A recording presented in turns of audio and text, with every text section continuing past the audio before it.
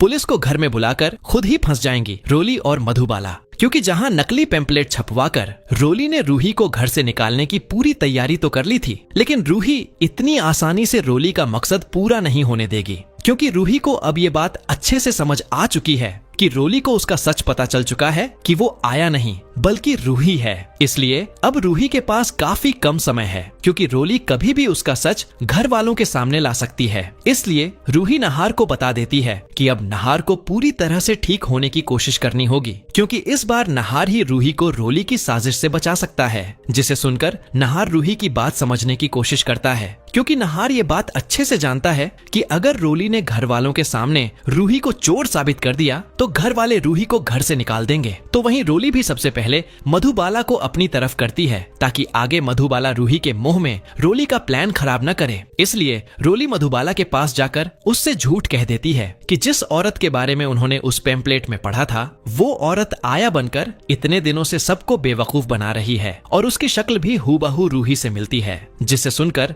मधुबाला को एक झटका लगता है और वो रोली से कहती है कि उसे पहले से ही उस आया में कुछ गड़बड़ लगती थी। और फिर मधुबाला रोली से कहती है कि उन्हें ये सच घर वालों को बताना होगा। जिसके बाद मधुबाला और रोली घर वालों को बुलाकर रूही की पोल खोल देती हैं कि आया वही पेम्पलेट वाली चोर औरत है। जिसे सुनकर पूरे घर वालों को एक बड़ा झटका लगता है और जूही ये सब सुनकर मधुबाला और रोली पर काफी गुस्सा होती है और कहती है कि उन दोनों को कोई गलत फहमी हुई होगी, कावेरी आया चोर नहीं हो सकती। जिस पर रोली जूही से कहती है कि वो अभी के अभी जूही की मौसी का सच सबके सामने लाएगी। जिसके बाद रोली रूही को सबके सामने बुलाती है और उसके चेहरे से मेकअप हटा देती है, जिसे देखकर सबको काफी हैरानी होती है और घर वाले रूही की शक्ल पहचान लेते हैं। मगर रोली मौके का फायदा उठाते हुए सबको गुमराह करते हुए बताती है कि जब उसने पहली बार आया का असली चेहरा देखा तो उसे भी लगा कि वो उसकी रूही दीदी है। मगर जब रोली ने आया को